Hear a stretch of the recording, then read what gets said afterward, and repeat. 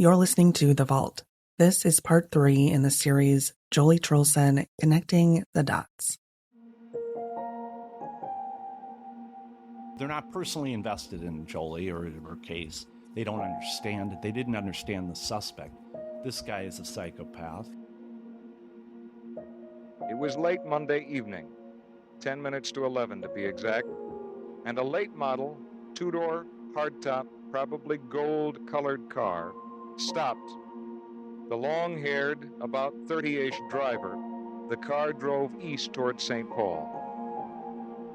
Like, nothing rules this guy out, and nothing has since the beginning.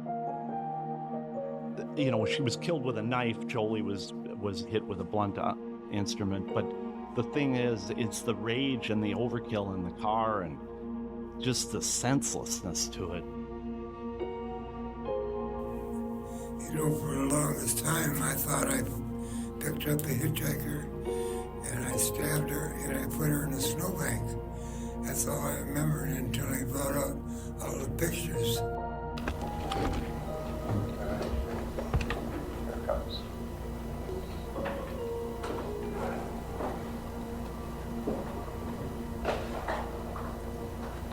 The Dunn County, Wisconsin courtroom was silent on March 27th of this year as Jon Keith Miller entered.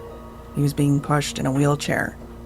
It was the only time those gathered in the courtroom were able to get a look at him head on. His once mid-length straight brown hair now replaced with strands of long white hair. His former mustache, now a long scraggly gray beard. He looked so weak. A man who once terrorized young girls and women, now powerless.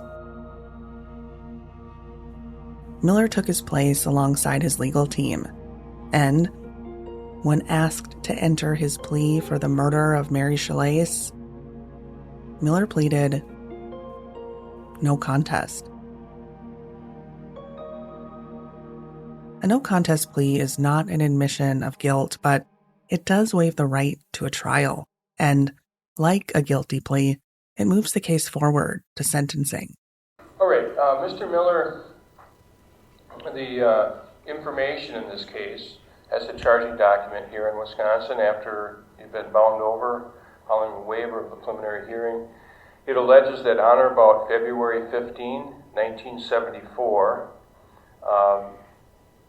in the town of Springbrook in Dunn County, that you committed the crime of first-degree murder. And if this went to a trial, what the state of Wisconsin would have to prove would be that on or about that date, February 15th, 1974, number one, they would have to prove that you caused the death of another human being. Number two, they would have to prove that you caused the death of that human being by some act with intent to kill that person. And at that time, the intent would mean that you had the mental purpose to cause the death of that person. Do you understand what the state of Wisconsin would have to prove if there was a trial in this case? Yes, sir. All right.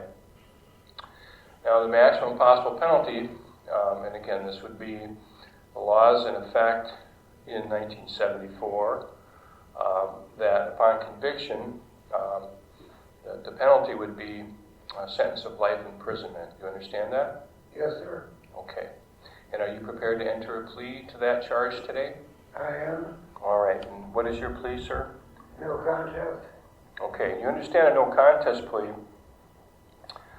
is different than a guilty plea, but if the court were to accept a no contest plea, it would result in a conviction for the offense just like a guilty plea would. Do you understand that? Yes, sir. Okay. And, all right. Sitting in the front row, just feet from Miller, were Mary's living family members. Behind them was Joli's brother, Trig, and Valerie Sims, a volunteer attorney who has taken on Joli's case and knows a lot about Miller. Trig was there to lay eyes on Miller, the man he believes could be responsible for taking his sister from this earth when he was just 2 years old, before he had a chance to create lasting memories and share a life with his big sister. It was interesting because as I'm there, I'm kind of like, wow, this is actually happening. Because yes, I did. I followed her case. I'd always, check in on it. I knew that they were working on that case. And this is, ever since we had internet, I, check in and see, any developments on that. It was kind of surreal, like, is this really happening? Like, they actually brought somebody in Mary's case, which was always kind of my hope that would, crack something open. There were others in the courtroom that day, too. A compilation of people from different area codes and states whose lives had been infiltrated by fear, anger, and grief, all inflicted by one man, Jon Keith Miller. Mary Dodge, who you heard from earlier in this series, was there with a neighbor. Every time she left her home that winter in 1974, she was confronted with the reality of what happened. It was unavoidable. Mary Schlais's blood remained on that road all winter long, a constant reminder of what had happened and what could happen. It's good to have an answer, but it doesn't change anything. Right. It just doesn't. Right. And that's how I guess I felt.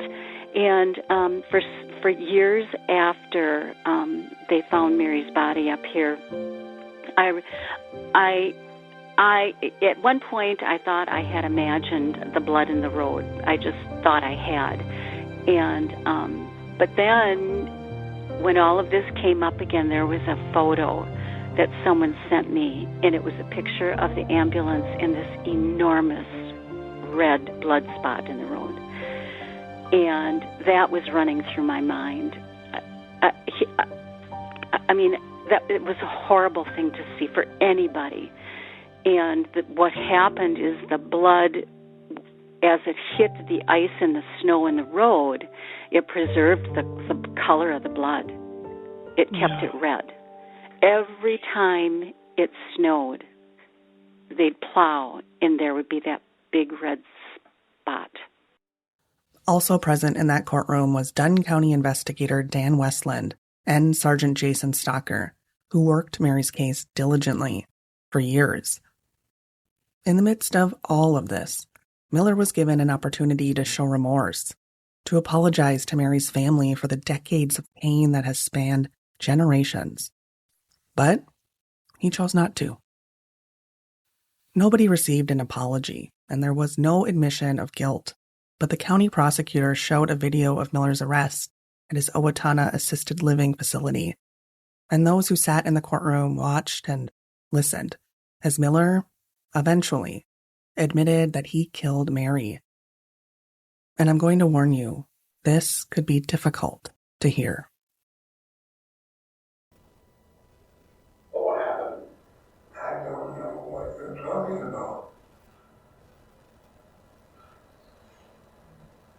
So how do you think your DNA would have gotten on the scene of a crime like that?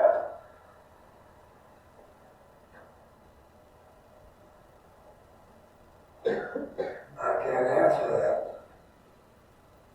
Well, John, you gotta help me understand I know. how it got. I have no idea what you mean, what you're talking about.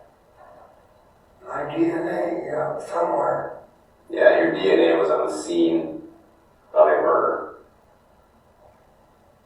Next to the dead woman. And that's what's led us here over the years. And we're finally here. Because I want to hear your side of things. I have no idea what you mean. This must be one of them things that I watch on TV called a cold case. It is. I can't help you out.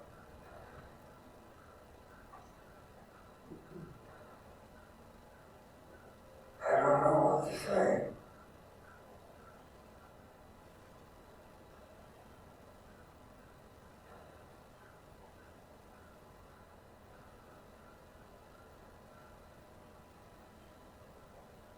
All right, I did. I put him in a snowbank. Is that enough?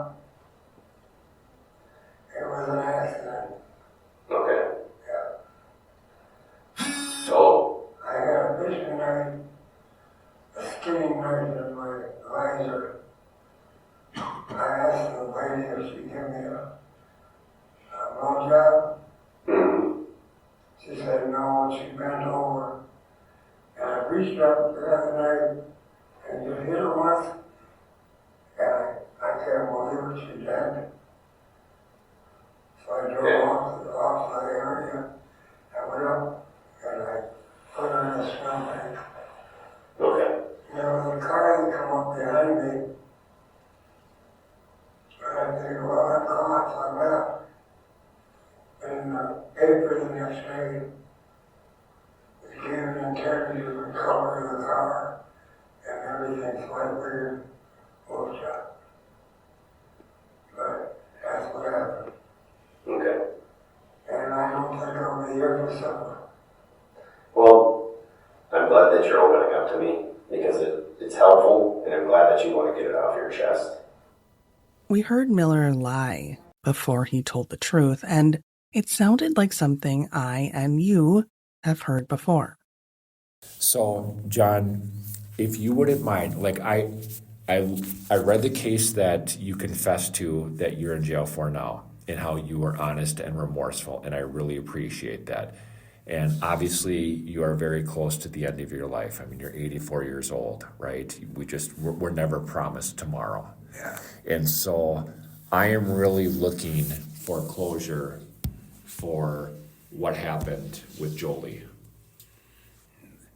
You know, for the longest time, I thought I picked up a hitchhiker and I stabbed her and I put her in a snowbank. That's all I remember until he brought out all the pictures. Right. And then I must have been holding it back and didn't want to remember it because... So that happened in 1974. This happened in 1972. This girl here was, she was with a friend and she was hitchhiking by Lake Calhoun. No one has no idea on that. Okay. No. Is there anybody else that you assaulted that your conscience is telling you right now that you would like to talk to me about? No. There's nobody else. No, nobody else. It was just that one girl. Yep. And that's the only one. That's the one. Are you sure about that? Yes, I am very sure. You don't know anything about, does she look familiar to you? No. I cannot tell you Miller was or is lying about Joli, but the audio of Miller lying about Mary's case adds another element to this story. The quest to figure out if Miller killed Joli. It tells us we can't take his word as truth. The judge handed down a life sentence. It was expected, but it was significant. Mary's family had for years been digging for the truth, and they got it. On a conviction for first-degree murder, and again, there's no point in ordering a pre-sentence investigation be conducted or a report because it's a mandatory life sentence. And so, Mr. Miller, I do hereby sentence you to life imprisonment in the Wisconsin prison system. The Department of Corrections, because that was back when we had indeterminate sentencing, the Department of Corrections would determine any parole eligibility date, and that's governed by the statutes in effect at the time. And just like that, they wheeled Miller away, his back to the courtroom crowd. Mary's family held a small press conference after the hearing. Her niece, Nina, spoke on the family's behalf. This case is a reminder that justice has no time limit, and to families still searching for the truth, let Mary's story be a testament that persistence, science, and dedication can bring long-awaited closure. While we mourn what could have been, today we stand in gratitude for the investigators, the scientists, and the relentless pursuit of truth. But most of all, we stand in remembrance of Mary, whose light continues to shine. Nina said something that really stood out to me. And it's something I think a lot of families whose loved ones' cases have gone cold can relate to. Because while families never lose sight of the memories of their loved ones, their grief is often haunted with the element of the unknown. We Sadly, whenever we've thought about Mary over the years, we always think of what happened to her. And I feel like now we can think about who she was as a person, and not just that final day. And I think that will be what we continue to do. After the hearing, I approached the Dunn County Sheriff's Office investigators who cracked the case. With the case being closed, I was curious about a few things I knew they could now reveal. And I need to tell you about something those investigators confirmed. A question we've been after for months. The color of the car. They said the car was blue with a gold stripe. In part 2 of this series, we went over in detail our quest to confirm the color of the vehicle. Miller told Minneapolis Sergeant Sushta the car was blue with a gold stripe. But we've learned we cannot take Miller at his word. This is a live investigative series, and all along, we are searching for the truth and taking you all behind the scenes as we do that. So we did everything we could. We obtained the VIN number. We confirmed with folks in Dunn County that the eyewitness reported an orange or gold-colored car. And we reached out to anyone we could find who knew him at the time, including Miller's second ex-wife who owned the vehicle. She repeatedly declined to answer our one question: what color was the car? Because if anyone knew, it would be her. We spent a lot of time on the color of the car because we didn't have confirmation to disprove Miller's claims that it was blue. And the color of the car was actually what led me to Joli's case in the first place. In a previous season of The Vault, we covered the disappearance of Belinda Van Lith, who went missing from a Minneapolis suburb in the summer of 1974. The main suspect in her case, the last person to see her alive, Timothy Crosby, who drove a gold-colored car.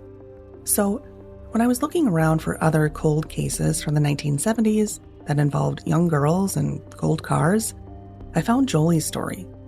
Because her friend Sue told law enforcement she thought the car Joli hitched a ride in was gold. Sue has since passed, so we are not able to ask her more about that night. But Crosby was just a teenager in 1972. He was about the same age as Joli, not a man in his 30s. Of course, it was dark when Sue watched Joli get in the vehicle. But the point here is this. It was the alleged color of the car that led us to Joli, and Jon Keith Miller is a potential person of interest. Because the eyewitness in Mary's case described the car as golden. And when we examine the life of Jon Keith Miller, his proximity to Joli, his propensity for picking up pretty young hitchhikers with long brown hair, and his history of rage-induced acts of violence against women, we realized there were more connections between Joli's case and Miller than just the color of the vehicle. So the question here is, does the color of the car rule out Miller? Here's how Trigg feels about this. I guess, to me, and the fact that apparently there was a gold stripe in it, I don't feel it's that. I still feel it's the same guy in this car. I think they were looking at the same thing. However, this car is blue and looks gold. I don't know why, but I just feel like with all the other circumstantial things fitting absolutely perfectly, it's really the only thing that has been not consistent with everything else. He is right. We still know there was a man capable of killing young women living near Joli, and her family believes this could still be the guy. And it turns out Jon did have a yellow car when he was living in Austin, Minnesota, before his 1969 conviction for armed robbery in California. That's according to his first wife, Diana. Regardless, we have to ask ourselves if it is possible that Miller did or did not have access to his ex-wife's vehicle at the time Joli was killed. We know Miller was released from a San Quentin prison 2 months before Joli was killed. Minneapolis city records show a Jon, Jon Miller, living just 2 miles away from the area where Joli was picked up. And we know he applied for a marriage certificate 11 months after Joli was killed. But we do not know when he met his ex-wife, or if he had access to her car in the summer of 1972. We asked her to help us with that question too, but she declined. It seems the color of the vehicle isn't a deal breaker for law enforcement either. Dunn County Sheriff's Office investigators told me after the hearing they'll now be looking into Miller for a number of other cases, including Joli's. And the Minneapolis Police Department reached out to Joli's family to set up a meeting. It turns out they want to talk. And so, we will continue to present you with the information we learned about Jon Keith Miller, including his criminal history and key aspects of his character. We'll start with his first wife, Diana. She married Miller in the 1960s after she got pregnant with his baby. Here's Diana. I didn't have a choice. I was pregnant. Yeah. And the night before we got married, I caught him in bed with another woman. And I told my mom and dad, and they said, I don't care, you're going to marry her or give the baby up. You know, so here I find him in bed with somebody else, and then I marry him the next day, and it was horrible. It was horrible from the beginning. Diana filed for divorce in 1967. Documents related to that divorce indicate Diana claimed Miller inflicted cruel and unusual treatment. I asked her what that meant, specifically. He was a very cruel person. He dragged me down the street after he broke my jaw, and I kept saying, help, help, and he'd say, she's just drunk, she don't know what she's saying, you know, nobody would help me. In part 4, more from Diana about her experiences with Miller, including his mysterious disappearing acts, which beg the question, was Mary his only victim? Was Joli among those victims? And were there others, even years before? You've been listening to The Vault, a Forum Communications podcast. I'm Trisha Terinskas. A special thank you to Joli's family and Valerie Sims, a volunteer attorney who has been working on behalf of Joli's family and sharing information for this series. If you're looking for a simple way to support the work we do at The Vault, you can do so by leaving a review on Apple Podcasts. Positive reviews help boost podcast visibility, which means more exposure for the cases we cover. And if you have a case you think we should cover from the Upper Midwest, you can leave that story idea in the review. As always, thank you for listening.